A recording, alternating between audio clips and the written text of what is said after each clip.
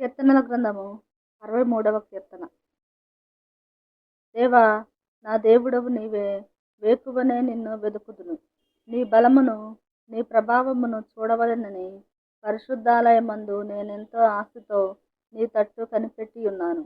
నీళ్లు లేక ఎండియున్న దేశమందు నా ప్రాణము నీ కొరకు తృష్ణగొని ఉన్నది. నీ మీద ఆశ చేత నిన్ను చూడవల్లని నా శరీరము కృషించుచున్నది. నీ కృప జీవము కంటే ఉత్తమము. నా పెదవులు నిన్ను స్తుతించును. నా మంచము మీద నిన్ను జ్ఞాపకము చేసుకుని రాత్రి జాములయందు నిన్ను ధ్యానించినప్పుడు కొవ్వు మెదడు నాకు దొరికినట్లుగా నా ప్రాణము తృప్తి పొందుచున్నది. ఉత్సహించు పెదవులతో నా నోరు నిన్ను గూర్చి గానము చేయుచున్నది. కాగా నా జీవిత కాలమంతయు నేను ఇలాగున నిన్ను స్తుతించదను. నీ నామమును బట్టి నా చేతులెత్తెదను. నీవు నాకు సహాయకుడవై ఉంటివి. నీ రెక్కల చాటున శరణుజొచ్చి ఉత్సాహధ్వని చేసేదను. నా ప్రాణము నిన్ను అంటి వెంబడించుచున్నది.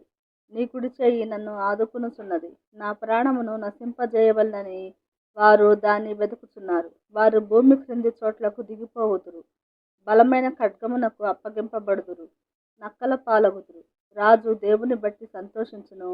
ఆయన తోడని ప్రమాణము చేయు ప్రతి వాడును అతిశయిల్లును. అబద్ధములాడు వారి నోరు మూయబడును.